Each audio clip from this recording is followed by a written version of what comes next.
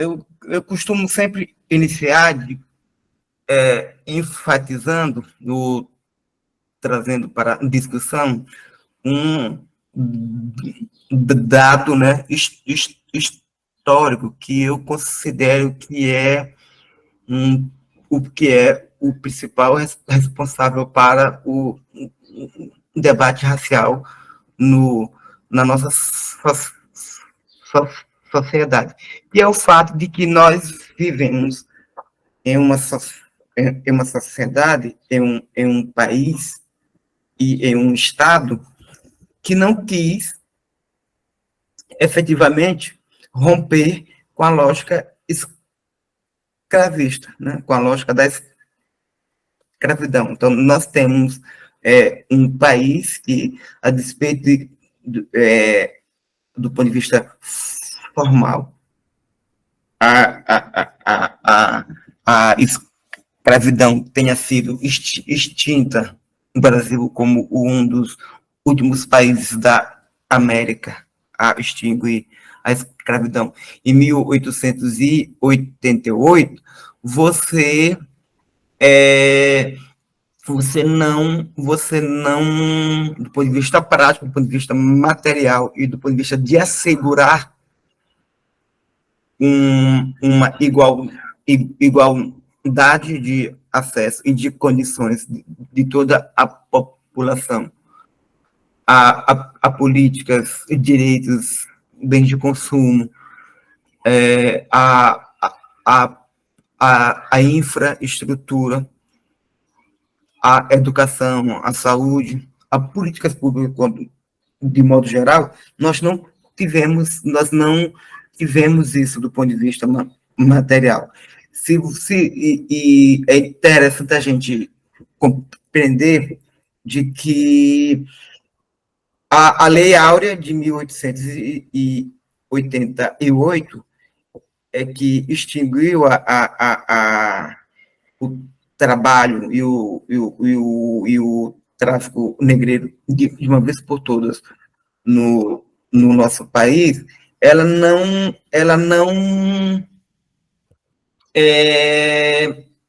surge do nada, né? Ela foi um processo gradativo. A Lei Áurea é de 1888, mas você tem uma série de outras legislações anteriores, né, que precedem a Lei Áurea, que vai criando e que vai dando as condições para 1888.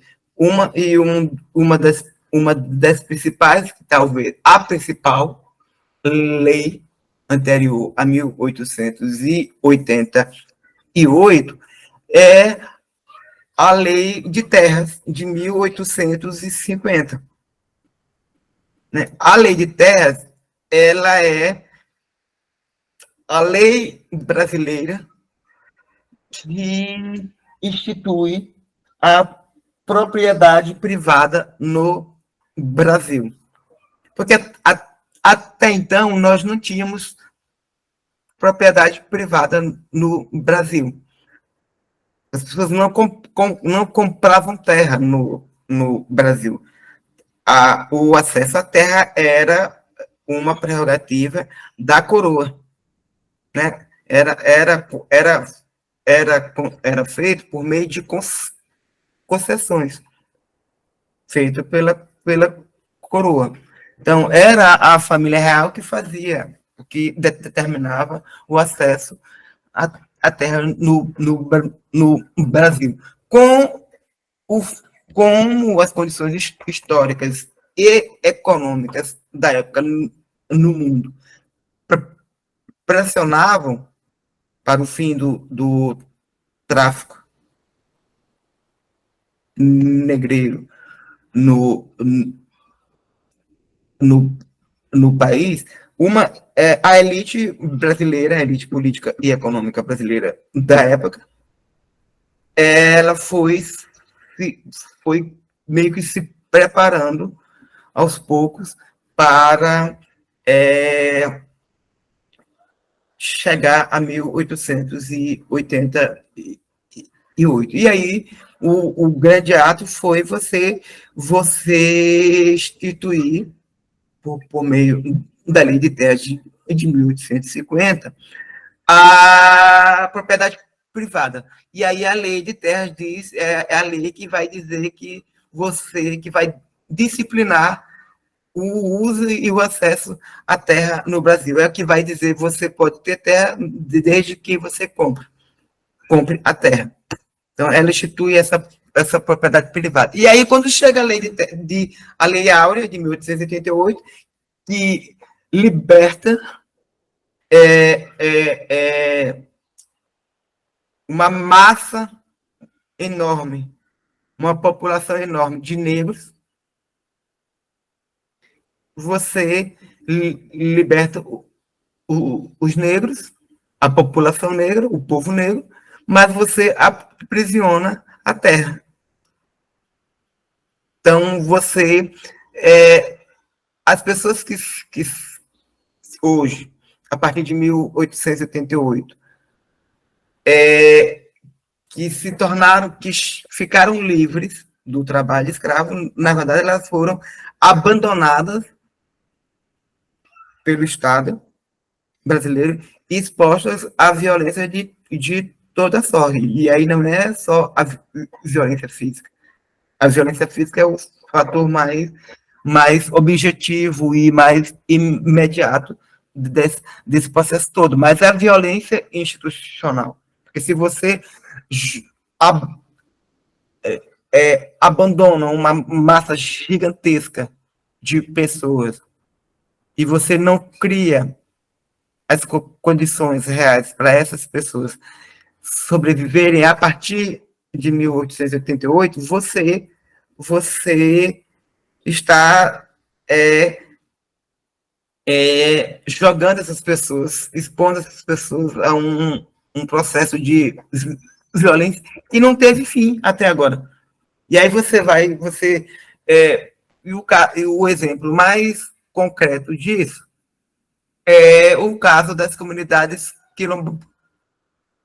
quilombolas, né? Que as comunidades quilombolas, elas nunca foram objeto do ordenamento jurídico brasileiro, a não ser o Código Penal, a não ser a legislação penal brasileira. Então, você tem as comunidades quilombolas, elas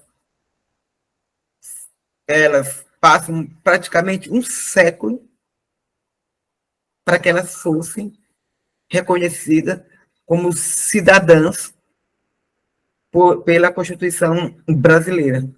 Então, eu estava falando que somente um século após 1888 foi a Constituição brasileira que reconheceu cidadania às comunidades quilombolas e reconheceu que essas comunidades têm o direito à propriedade.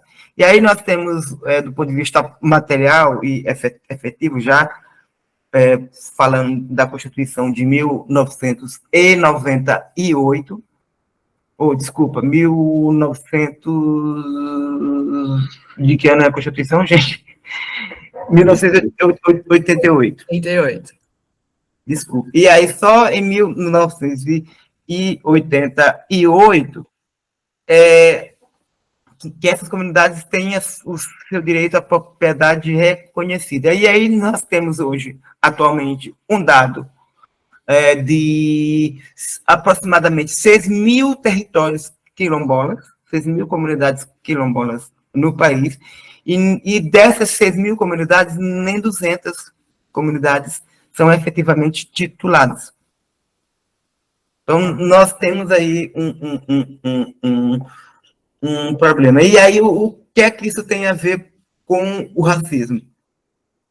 É que essa disparidade entre a proteção, entre a promessa constitucional, né, de reconhecer o título, de emitir o título, de reconhecer a propriedade e emitir o título de propriedade, e o cumprimento disso efetivo, você tem aí um abismo.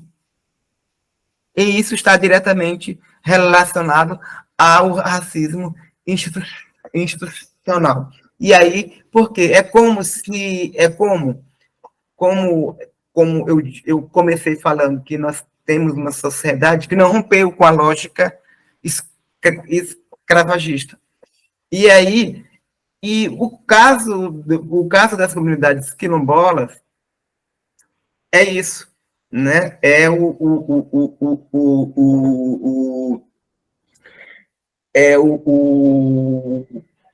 como se o futuro que o Estado brasileiro, mesmo depois da Constituição de 1988, o futuro que o Estado brasileiro reserva a essas comunidades é o passado, e é o passado colonial.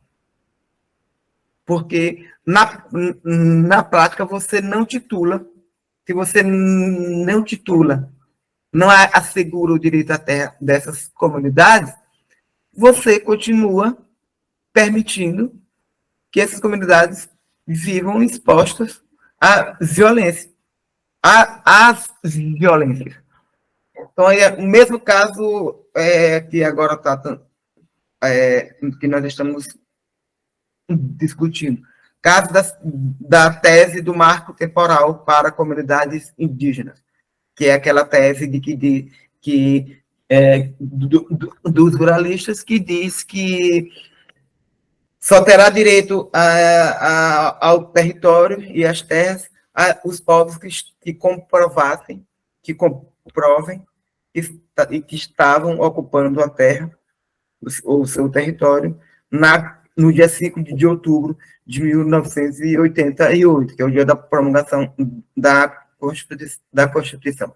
Esse é um argumento extremamente escroto, extremamente racista, porque o que é a tese do marco temporal? É que você nega o passado, você nega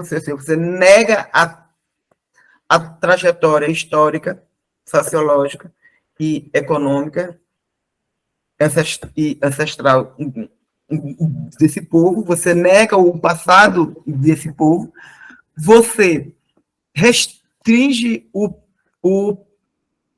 presente desses povos indígenas e você nega o futuro desses povos indígenas.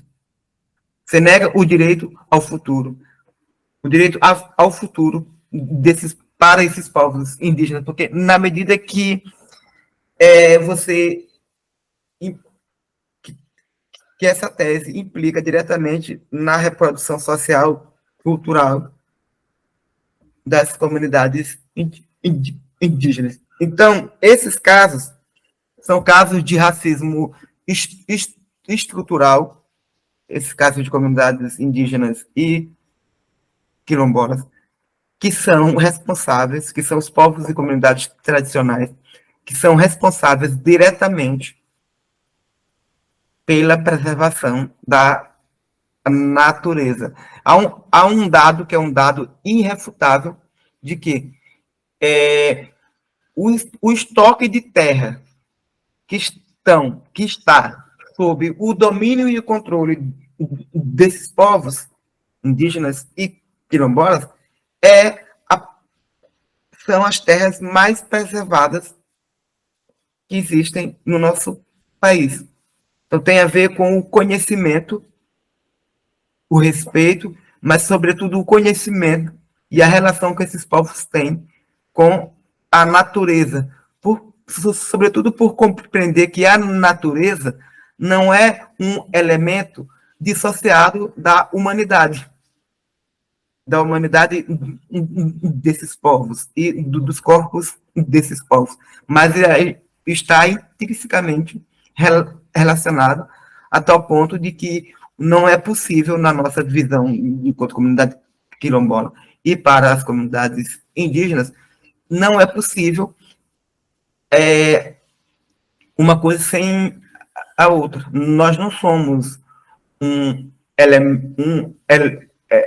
elemento à parte da natureza. Nós somos natureza e nós somos parte da própria natureza. e vice, e vice, e vice, e vice, e vice-versa. E aí tem esse debate sobre o conhecimento que esses povos indígenas e quilombolas têm de gestão dos seus recursos naturais, ecológicos, da terra.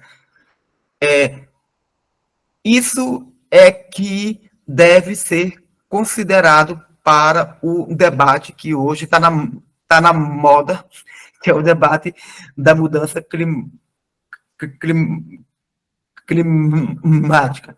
Porque e isso não é essa agenda que hoje todo mundo está discutindo isso, mudança climática, justiça climática, transição climática, ela precisa considerar a autoridade e o saber que esses povos têm sobre as, as suas áreas. Porque essas suas áreas, as suas terras, os seus territórios, não estão preservados à toa. Tem um conhecimento, tem um conhecimento intelectual, um conhecimento tradicional, e somente os povos que perpassam, sobretudo,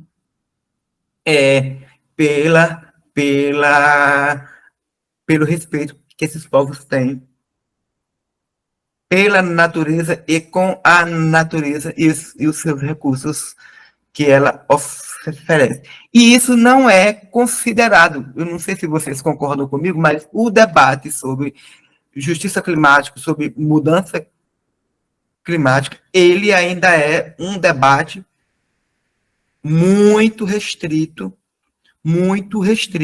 a algumas ONGs e principalmente as instituições que trabalham com mediação de recursos financeiros ou financiamento de recursos financeiros. E aí, por mais que se tenha percebido um esforço desses setores, mas para tentar, de alguma forma, envolver representações com povos e com comunidades tradicionais nesse debate, mas este ainda é um debate muito incipiente. Toda essa agenda, o controle dessa agenda, o protagonismo dessa agenda, ele quase ou pouco considera o conhecimento, a autoridade, e aí há uma grande diferença, né, entre ser autoridade sobre um determinado tema e ser fonte de saber. Quando a maioria dessas organizações que trabalham com esse tema, e principalmente os fundos e instituições de financiamento desse tema, se voltam para a defesa dos povos e comunidades tradicionais nesse debate, o fazem se referindo como fontes de saber. É isso, mas também não é só isso. Essas comunidades não são só fonte de conhecimento sobre esse tema. Elas são autoridades sobre esse tema, porque são elas que gestam secularmente e ancestralmente os seus territórios. O que é que permitiu que eu esteja utilizando da mesma terra e dos mesmos recursos ambientais, econômicos e ecológicos da minha comunidade que o meu bisavô, que os pais dos meus bisavôs utilizaram. É a autoridade e o conhecimento intelectual que a minha família, que a minha comunidade tem sobre esse território. Se não fosse isso, eu não estaria utilizando praticamente dos mesmos recursos e das mesmas terras. Então, esse debate ele precisa quebrar esse processo hegemônico, né, que está ali restrito às grandes ONGs, que não estou aqui fazendo um discurso anti-ONG, não, viu, gente? Não é essa a proposta, mas é tentando provocar e trazer o debate sobre justiça climática, que eu ia entrar só no final, mas eu já entrei, depois eu volto para discutir a questão do racismo, é de que por que nós, nos últimos 5 anos, praticamente 6 anos, nos voltamos fortemente para discutir agenda climática. Porque a agenda climática, esse debate começou a movimentar recursos. E aí eu não estou falando dos recursos que são capitalizados, dos recursos financeiros que são capitalizados pelas ONGs, não. É que os estados nacionais começaram a mobilizar esforços econômicos e financeiros para essa pauta. E aí, por quê? Porque o capitalismo começou, que é o grande criador dessa crise toda, começou também a perceber que ele podia lucrar com esse debate, lucrar em cima da crise que ele criou. E aí por isso que esse debate climático ele ganha tanta força nos últimos anos. Mas esse debate, ele é muito mais antigo. E aí algumas organizações, algumas ONGs, já vêm fazendo esse debate há muito tempo. As pessoas mais velhas aqui, que já acompanham essa discussão há muito tempo, ou que já as mais novas que já estudam sobre esse tema, conhecem a Conferência Rio +20 de 2022, ou de 92, desculpe, que aconteceu lá no Rio. Então, esse debate, que foi a conferência da ONU, que hoje a gente chama de COP, já vinha sendo discutido. E aí, vocês lembram que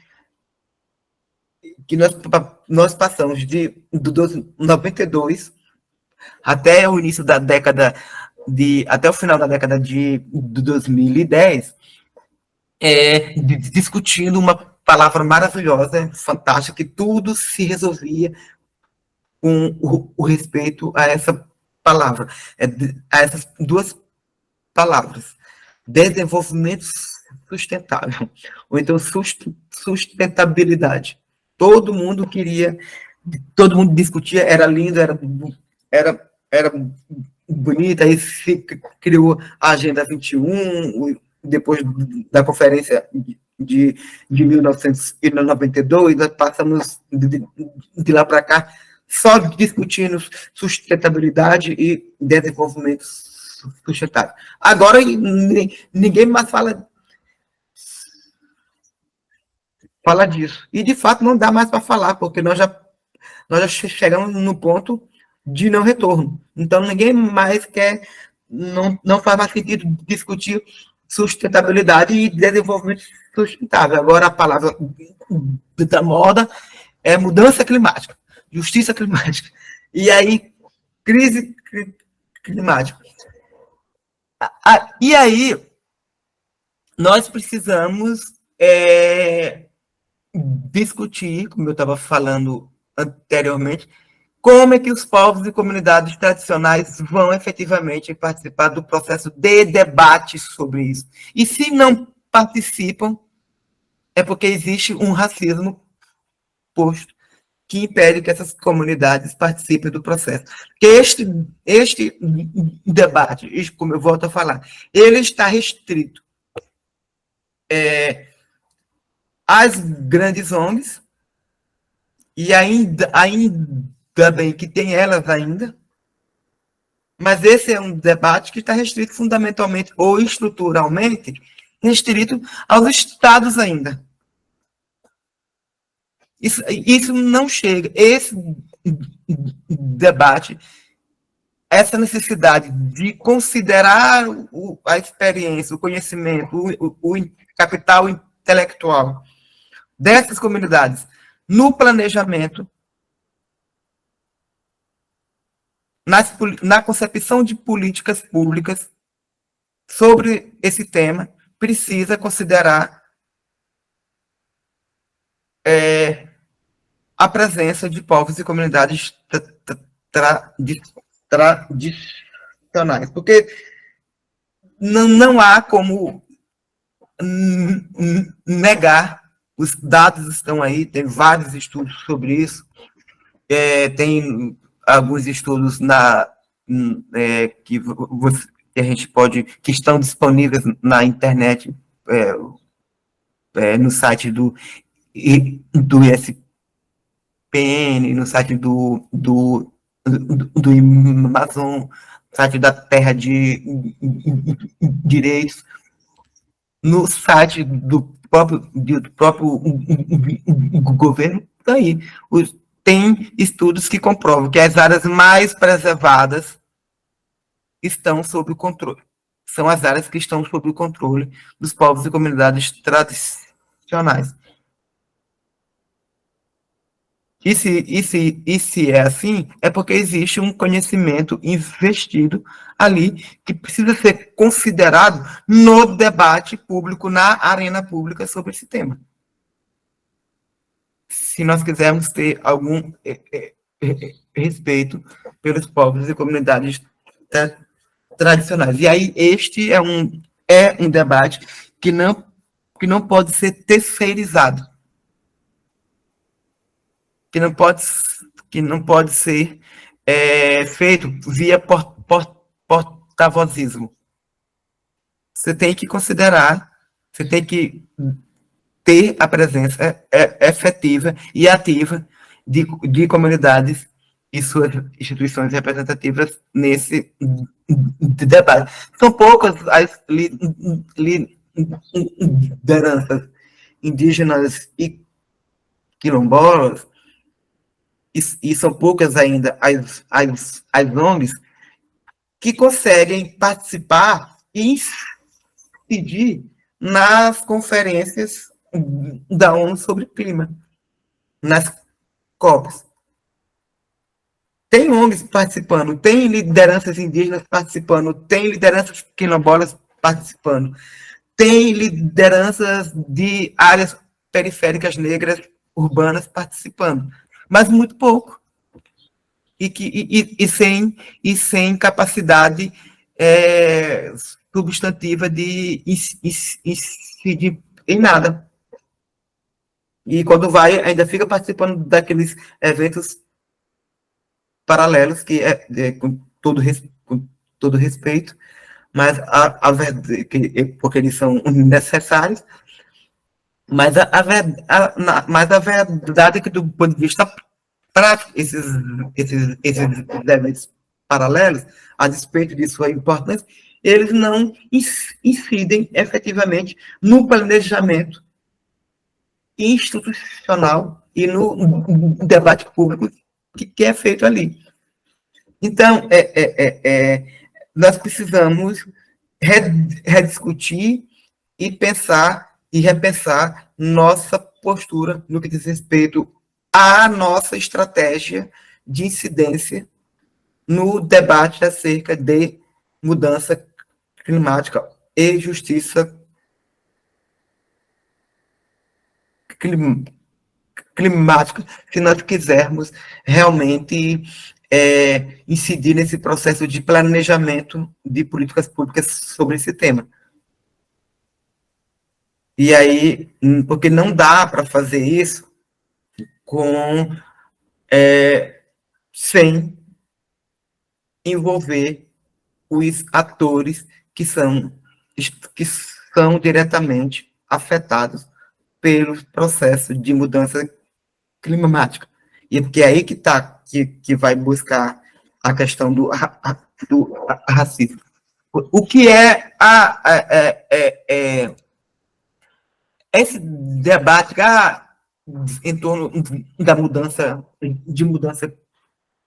climática, de que nós estamos no mesmo barco, não é verdade. A tragédia, ela existe, ela vai ocorrer, mas ela vai afetar desigualmente cada povo e cada situação, porque as pessoas estão em barcos diferentes, estão em contextos sociais, econômicos diferentes. Uma chuva, uma, uma chuva numa grande cidade não atinge os apartamentos, os prédios que estão na Faria Lima. As pessoas que mais sofrem com as grandes enchentes, com as grandes chuvas, são as pessoas que estão na periferia, que é onde está a população negra. E aí, por que aí eu volto rapidinho, viu, gente? Desculpa, eu não sei seguir, eu não costumo seguir uma ordem cronológica de raciocínio. Eu vou e volto, eu oscilo. E aí eu volto para a questão do racismo ambiental. Como eu estava falando, o racismo ambiental, aliás, nós não debatemos, a sociedade brasileira não é educada e não foi educada a debater o racismo. Quando nós discutimos racismo, nós discutimos muito no seu viés da discriminação pela cor da pele. Quando nós discutimos. E aí, agora, nos últimos anos, é que esse debate tem recebido muita força, né? E aí nós estamos discutindo, ampliando essa questão, esse debate e essa interpretação em torno do que é o racismo. Nós estamos discutindo racismo estrutural, nós estamos discutindo racismo ambiental, racismo recreativo, ou seja, quando eu falo nós, estou falando nós enquanto sociedade, que o movimento negro, nós do movimento negro sempre discutimos a racismo, a vida toda, né? Mas agora, enquanto sociedade, enquanto conjunto de sociedade, é que nós estamos começando a discutir efetivamente o racismo. E tardiamente. O racismo na sua mais ampla dimensão e acepção. E aí, a ideia de racismo ambiental, ela começa a ser discutida na década de 70, lá nos Estados Unidos, pelo movimento negro dos Estados Unidos, e ganha muita força na década de 80, e é um reverendo que era da equipe do Martin Luther King, que vai, acho que, salvo engano, é o Benjamin, que vai pela primeira, que vai ser uma das primeiras pessoas a conceituar racismo ambiental, que vai dizer que o racismo ambiental está relacionado à ausência de protagonismo negro no planejamento de políticas ambient, ambient, ambientais, ou quando grandes projetos, impactam majoritariamente grupos negros. E aí, nessa perspectiva, projetos de desenvolvimento que afetam majoritariamente grupos ou pessoas negras, nos leva para uma outra questão, que é o pressuposto do racismo, dessa ideia de racismo ambiental, que é o debate econômico, projetos de desenvolvimento, né? É, é econômico. E aí, quais são os, os exemplos? Então, o racismo ambiental, ele não está somente referido à ideia de impactos sofridos por catástrofes naturais, entre aspas, por chuvas, por enchentes, por alagamentos, por secas, por nevascas. Não é só isso. Mas é também, por isso que o professor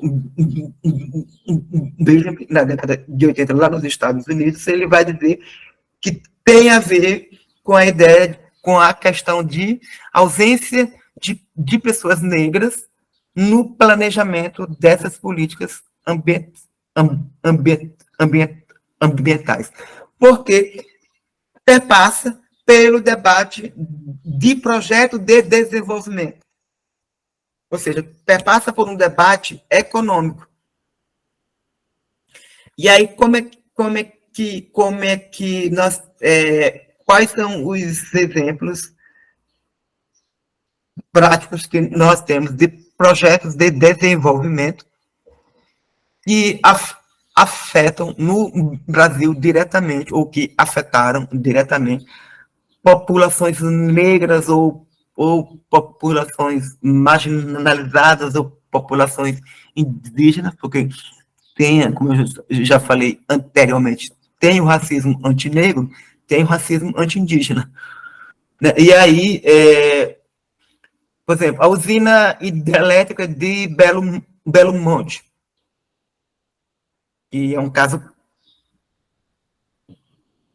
clássico que todos vocês conhecem, que para a sua implant, implant, implantação, projetos de desenvolvimento energético da esquerda partidária brasileira, que, para ser implantada lá na região de Belo Monte, na região de Altamira, no Pará, na região lá do Xingu, essas usinas, não só Belo Monte, mas Belo Monte é o caso mais clássico. Para ser implantada, precisou violar, impactar e remover povos indígenas, comunidades indígenas de suas áreas. Caso da barragem de Brumadinho, do rompimento da barragem de Brumadinho e Mariana, em Minas Gerais. A maioria da população que foi diretamente impactada foram territórios de povos e comunidades tradicionais.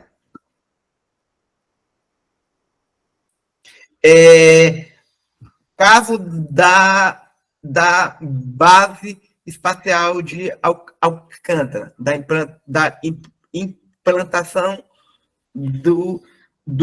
da base espacial de Alcântara. Foi instalada na década de 80, removeu quase 450, desculpa, quase 350 famílias negras quilombolas. Expropriou, expulsou essas famílias de suas terras. Caso das chuvas, das fortes chuvas que caem, que todos os anos afetam as grandes periferias das cidades brasileiras. Não é isso não é resultado de uma catástrofe natural. E é decorrente da ausência de planejamento deliberada do Estado, porque todos os anos isso acontece e o Estado nunca se planeja para fazer nada. E aí não é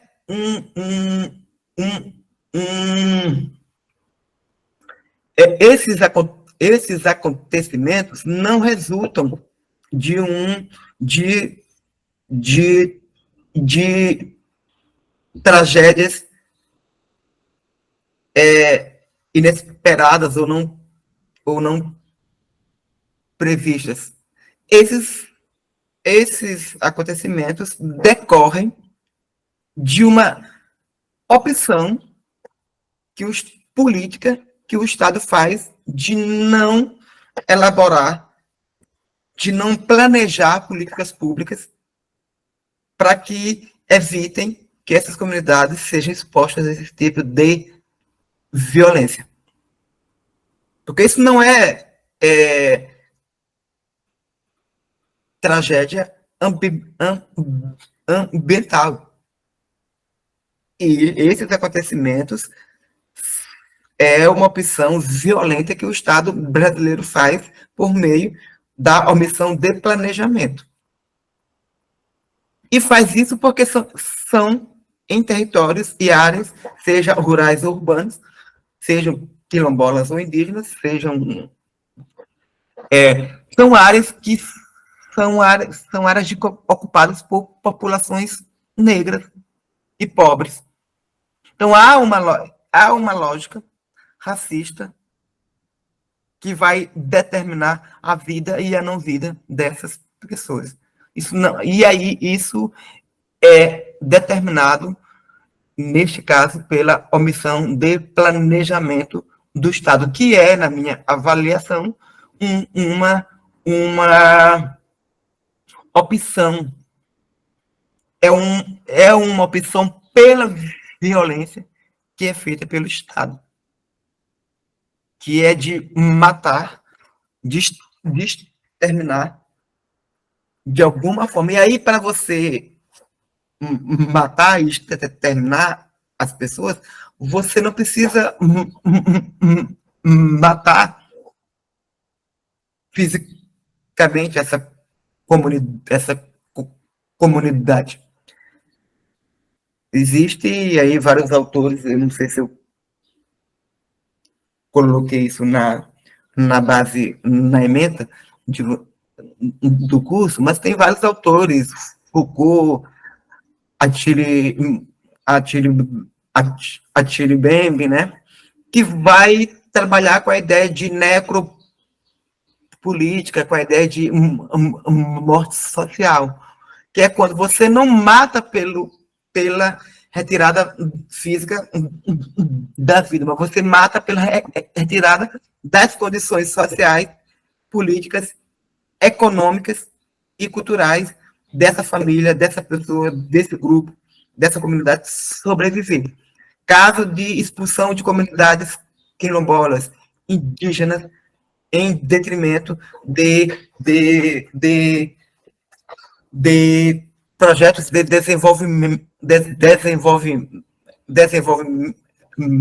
é exemplo clássico de morte social, porque você não mata fisicamente essa comunidade, mas você retira as condições territoriais dessa comunidade sobreviver, você mata porque você retira as condições sociais, culturais,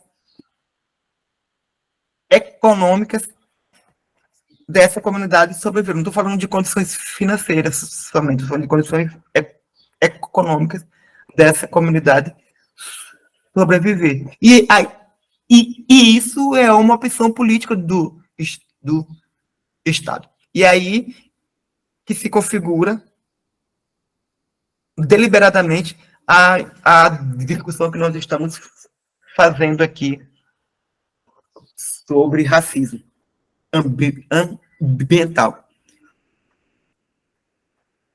Não é só aquela situação que decorre de tragédias ambientais, não. De chuvas, de desmoronamento, não é só isso.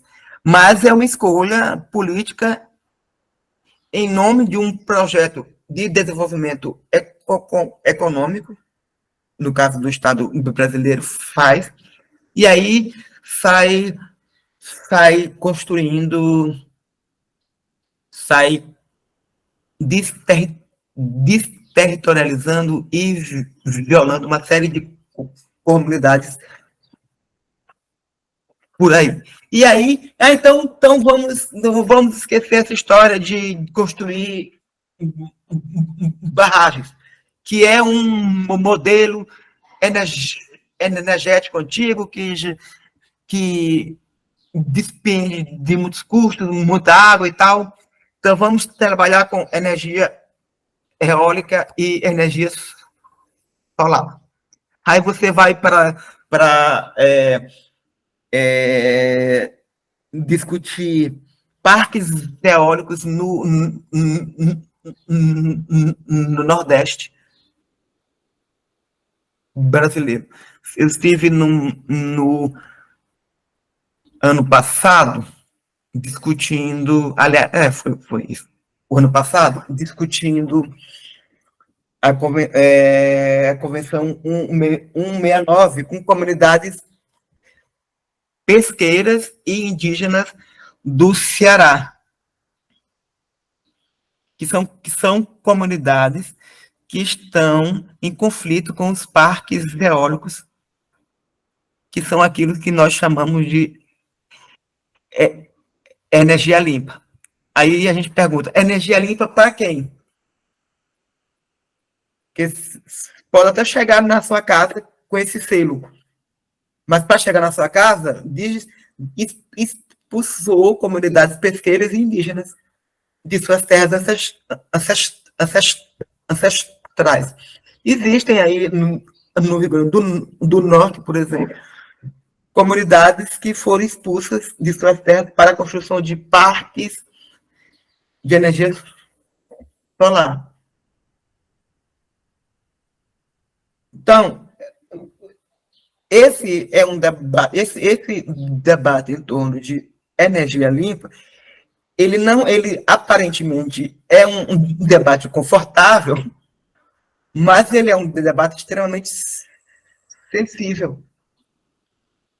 Porque essa produção de energia limpa em grande escala, ela também viola direitos de povos e comunidades tradicionais. Ela também expulsa povos e comunidades tradicionais de suas terras.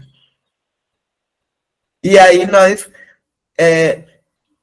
não é um debate tão confortável assim. É um debate caro, é um debate sensível e que nós não aprofundamos ainda o suficientemente. E esse é um debate que precisa ser feito com mais franqueza e com mais justeza para a gente ter realmente condições de debater isso. E aí, como é que esse debate pode ser, do ponto de vista da arena pública, ele pode ser melhor pautado junto a essas comunidades, como forma de se assegurar que essas comunidades, que esses povos, e aí eu não falo só povos e comunidades tradicionais, mas povos e populações que moram nas periferias das grandes cidades, que são afetadas ou por grandes projetos de desenvolvimento, não faltam experiências no país, nas grandes capitais, em que são construídos aterros sanitários do lado de comunidades periféricas. Então, o que é que autoriza o Estado brasileiro, ou os prefeitas, a construir um lixão do lado de uma periferia? É só o racismo. Eu duvido se algum prefeito teria coragem de construir um aterro sanitário do lado de um alfaville. Não vai. Porque o que autoriza ele a achar que pode construir dentro do lado ou dentro de um território dessas favelas ou do território indígenas ou quilombolas, como tem em alguns casos, o prefeito aqui de Alcântara queria construir o aterro sanitário dentro do território de uma das nossas comunidades. E aí, o que autoriza essa lógica é só o racismo. Não há outro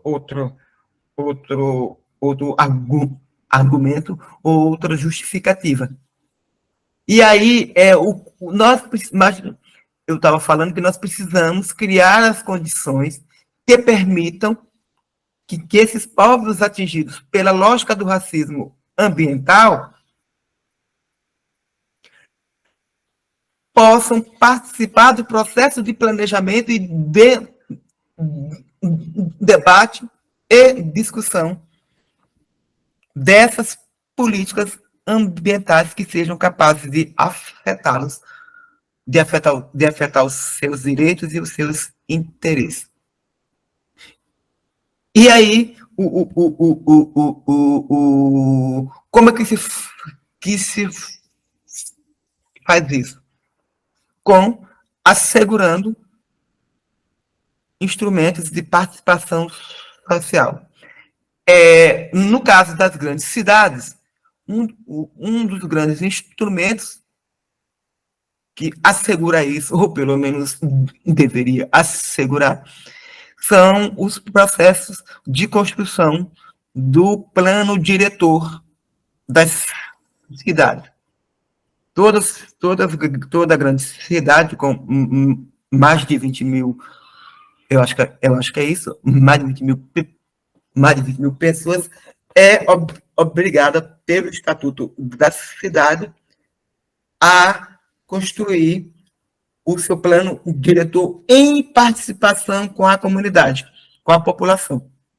No caso das grandes cidades, é preciso que essas comunidades se organizem por meio de seus fóruns, comitês, ONGs, movimentos, para participar do processo de elaboração do plano de diretor das suas cidades e que possam, de alguma forma, incidir nesse processo.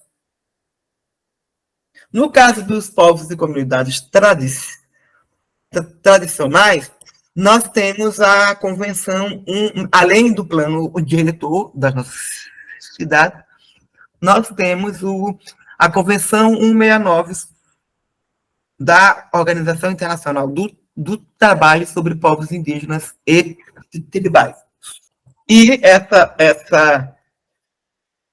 essa lei, que é uma convenção internacional da Organização Internacional do Trabalho, que foi ratificada pelo Estado brasileiro em 2002, e que essa convenção ela diz o seguinte, que todas as vezes que forem previstas medidas legislativas ou administrativas ou projetos de desenvolvimento que afetem os direitos e os interesses dos povos e comunidades tradicionais, indígenas, quilombolas ou outros povos e comunidades tradicionais, o Estado brasileiro deve assegurar que essas comunidades sejam consultadas sobre a proposta em discussão. O Estado, o Brasil ratificou a Convenção 169 em 2002. Nós estamos aí com 18 anos, eu acho, quase, de ratificação da Convenção. E o Estado brasileiro não tem uma única experiência sequer de realização de consulta prévia, livre e informada junto a povos e comunidades tradicionais, porque nunca fez. Não é que nunca precisou ser feito, precisou já, mas o Estado nunca respeitou o direito de consulta prévia, livre e informada. Tem uma outra convenção que ela também é resultado desse processo aí, desse debate sobre sustentabilidade, desenvolvimento sustentável, que é resultado também da Conferência Rio+20, lá pela Conferência Rio+20, em 92, que é a Convenção da ONU da Diversidade Biológica, que trata da proteção do patrimônio genético dos povos e comunidades tradicionais. Não é das pessoas físicas, povos e comunidades tradicionais, mas do patrimônio genético referido à fauna e dessas comunidades. Sobretudo ao conhecimento tradicional dessas comunidades em relação às plantas, ervas, às árvores. E aí, essa convenção, ela trata da proteção desse patrimônio genético que está no território dessas comunidades indígenas e quilombolas, dos povos e comunidades tradicionais como um todo. E, no entanto, também o Estado brasileiro nunca cumpriu essa proteção, nunca cumpriu essa convenção. E nós temos casos, denúncias de biopirataria, que é realizado, sobretudo, pelas indústrias de cosméticos, é assim que se fala, eu tenho dificuldade de falar essa palavra. Aliás, várias, né? Eu sou gago. E aí,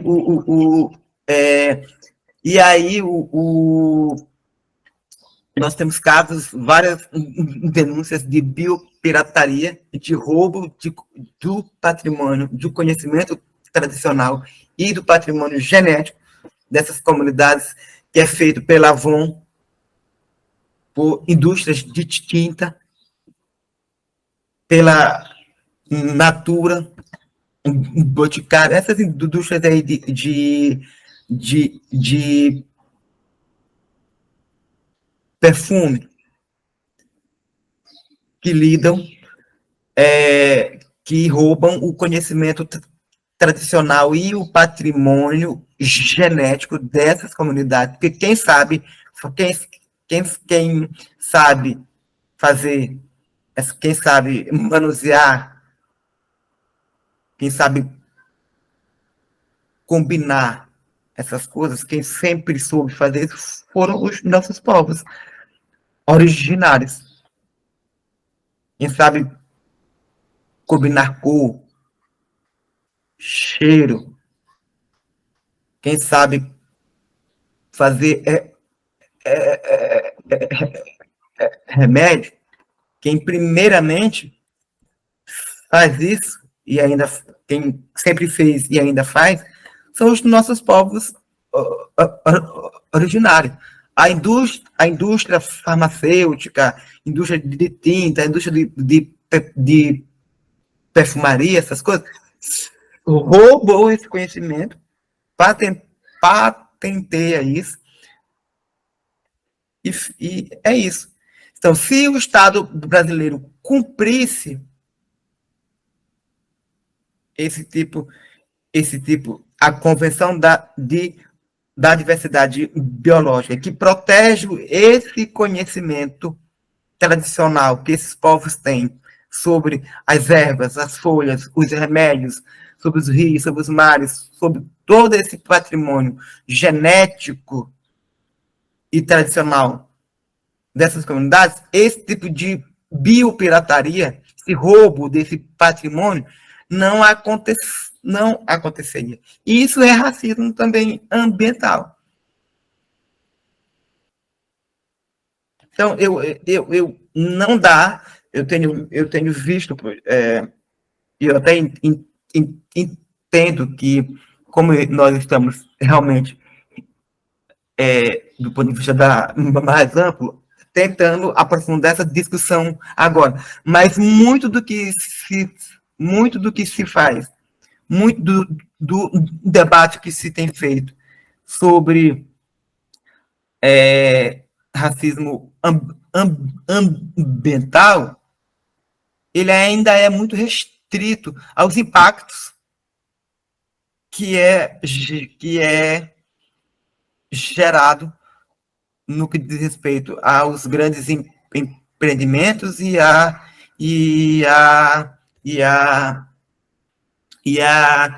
resultantes de catástrofes, né?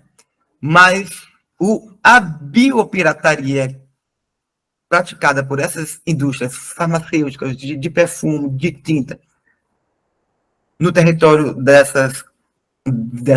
desses povos e comunidades tradicionais, isso também é racismo ambiental e que vai mexer direto com a autoridade intelectual, porque a lei de proteção da propriedade intelectual e industrial não protege o conhecimento dos povos e comunidades tradicionais. Esse negócio de, vamos usar uma palavra aqui, essa alquimia, esse saber, esse feitiço de saber combinar folha, cheiro, saber combinar paleta de cores, isso é conhecimento ancestral dos povos originários. Essas indústrias, elas se apropriaram disso, patentearam, e ninguém fala nada. Mas isso tem nome, é roubo, é biopirataria, é racismo ambiental também. E nós precisamos de discutir isso. E aí não tem uma lei, tem essas leis que o Brasil não cumpre, que são leis internacionais, as duas convenções, a 169 da OIT, que diz que as pessoas, esses povos, deveriam ser consultados e não são. E tem a Convenção da Diversidade Biológica, que trata da proteção e do conhecimento ancestral e do patrimônio genético desses povos, e também não é cumprida. E aí tem exatamente, alguém está falando aqui do caso do Alex Atala, que patenteou lá a história da baunilha, não é isso? Eu acho que foi isso. Baunilha dos Cerrado. Então, são esses os casos que nós temos de de racismo, e que racismo não é um debate que pode ficar restrito somente aos impactos gerados pelo grande empreendimento ou aqueles decorrentes de tragédias ambientais. Racismo ambiental, ele é sobretudo movido por fator econômico. É a falta de planejamento econômico de políticas públicas que vitima as pessoas em enchentes, em alagamentos, em desmoronamentos. É o fator econômico que faz com que grandes empreendimentos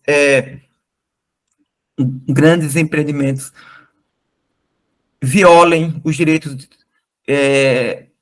de povos e comunidades tradicionais e possam ficar por aí ilesas, porque ninguém é punido.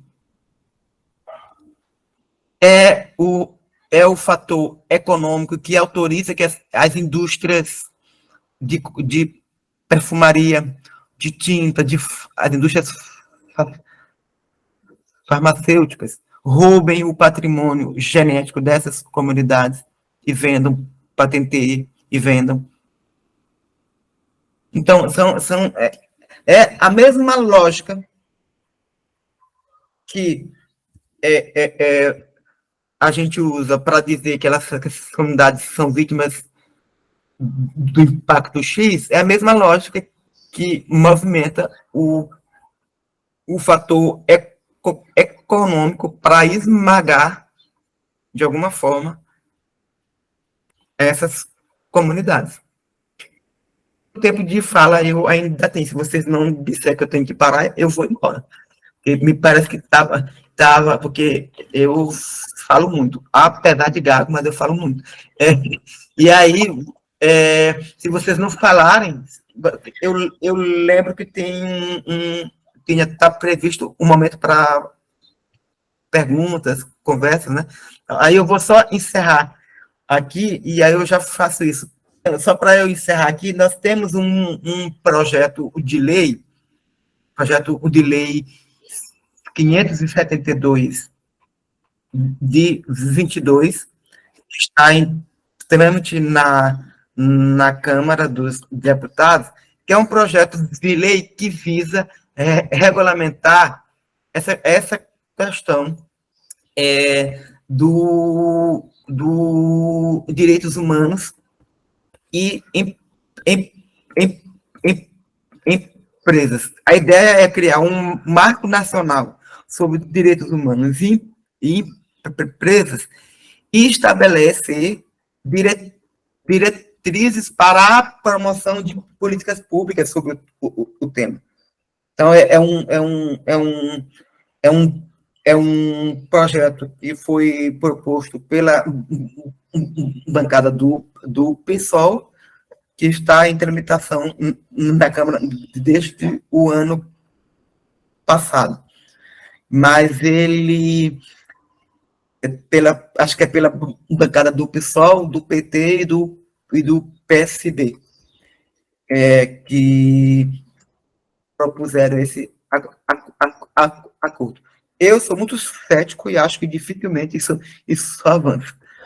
E tem o Brasil ratificou o acordo de Escazú, que é um acordo que foi firmado lá em Escazú, na Costa Rica, um acordo da ONU também para sobre acesso à informação, participação pública e acesso à justiça em assuntos ambientais na América Latina e no Caribe.